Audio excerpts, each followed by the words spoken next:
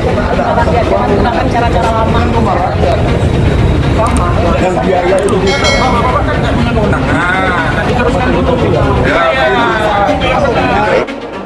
sudah mengirimkan surat, sudah ada tanda terimanya per tanggal 2 Juli 2024 hari ini ya, dari Selasa ya, 2 Juli 2024 hari Selasa. Dan tujuan surat kami tujukan pada pimpinan KPK RI pukul 10.21 ya diterima. Alhamdulillah saya bersama Kapten Rusli ini kami sampai di sini karena memang harus ada prosedur yang kami lalui untuk bisa beraudiensi dengan pimpinan KPK RI. Jadi udah dipelihara tingkat kebohongan itu, atau derajat kebohongan tertentu. Demikian juga kebohongan ini kan mulai dari makhluk. Paling kan yang berbohong pertama itu bahwa ikan itu beres nih, Juli Agustus sudah beres itu karena ada investor, nggak ada yang masuk kan. Jadi tetap nih kita mesti terima fakta bahwa Pak Jokowi dikelilingi oleh menteri-menteri yang terpaksa ABS, itu asal bapak sedang. Itu bahayanya tuh. Karena artinya ini memang sejak awal ada problem dalam aspek kinerja, terutama dalam perencanaan kinerja, sehingga pada pelaksanaan kinerjanya ternyata ya rencana-rencana yang harusnya dieksekusi sesuai dengan tahapan-tahapan pembangunan itu progresnya menjadi tidak sesuai. Yang kedua di aspek keuangan, dan yang paling penting keuangan adalah bahwa ternyata di IKN ini bisa dikatakan tidak ya, walau mungkin bahasa yang halus adalah belum ada investor.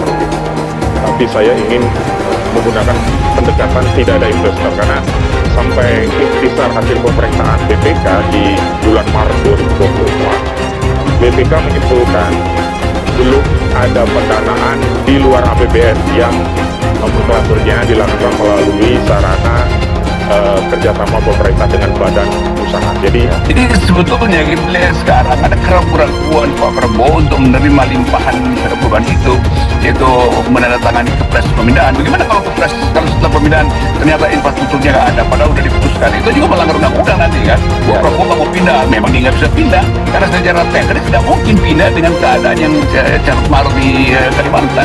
Jadi sekali lagi itu juga kita mesti minta supaya Pak Jokowi pahami itu keadaan itu tuh, jangan paksa-paksain. apa itu? Kita minta pertanggungjawaban Presiden Jokowi. Itu semua harusnya sepakat, karena dia memimpin Indonesia dengan ugal-ugalan, banyak pelanggaran, hal-hal yang sifatnya hukum ditabrak, tidak dipedulikan. Contoh konkretnya adalah IKN. hari ini kami telah mengirimkan surat permohonan audiensi dan penyampaian aspirasi tentang tuntutan pembatalan proyek IKN, sekaligus melakukan audit investigasi terhadap proyek IKN.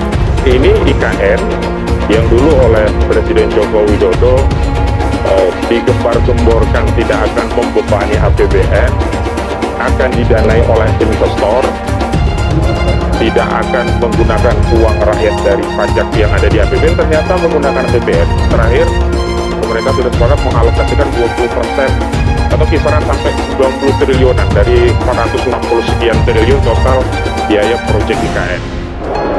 Ya, idealnya kami tadi langsung diterima, tapi ternyata memang prosedurnya kami diminta untuk mengajukan permohonan audiensi dulu, dan nanti dari pimpinan KPK akan ada penjadwalan dari lembaga. Tetapi yang lebih menarik lagi, bukan karena Derajat Juwandono adalah seorang ekonom, tapi dia adalah pengurus Partai Gerindra. Jadi itu official statement dari Derajat Juwandono, dan itu artinya Pak Prabowo setuju sebetulnya kan. Jadi kelihatannya Gerindra akan kirim sinyal kuat bahwa tidak semua keinginan Jokowi akan kami puaskan, kira-kira begitu. Si tuntutan untuk pembatalan proyek IKN yang memang menurut hasil dari pemeriksaan ya, sesuai dengan dokumen ikhtisar hasil pemeriksaan yang dikeluarkan oleh Badan Pemeriksa Keuangan, ternyata terbukti proyek IKN ini bermasalah, baik dari sisi perencanaan proyek termasuk eksekusinya begitu. Kuat. Jadi Derajat Juwandono benar secara ekonom, dia profesional untuk mengatakan bahwa anggaran tidak cukup dan benefit cost analisisnya itu jatuh pada makan siang gratis. Jadi tetap secara policies makan siang gratis itu lebih berguna untuk mengatasi problem jangka pendek daripada IKN yang problem jangka panjang. Kan itu dasarnya tuh. Yang paling penting adalah permasalahan utama adalah di kinerja, dan yang kedua di keuangan. Di kinerja kita tahu bahwa sampai hari ini proyek yang progresnya harusnya sudah bisa digunakan untuk upacara 17 Agustus 2024 ini ternyata belum siap, masih banyak permasalahan juga. Kelihatannya nih Bung Rocky, pemerintahnya Prabowo itu sudah dipastikan ini. Kelihatan kalau kita menyimak lagi pernyataan dari Pak Sudrajat Djiwandono, diulang lagi nih yang kedua, divonis mati lah itu IKN, karena dia menyatakan kalau sebagai ekonom kata dia nggak bisa bohong. Katanya kalau suruh memilih mana antara IKN dengan makan siang gratis, ya makan sekarang diganti makan bergizi gratis, kata dia pasti akan milih makan bergizi gratis kan. Jadi kita khawatir justru anggaran negara yang harusnya bisa digunakan untuk proyek-proyek yang langsung manfaatnya dinikmati oleh rakyat, yang proyek-proyek tentang pendidikan bagi rakyat, kesehatan bagi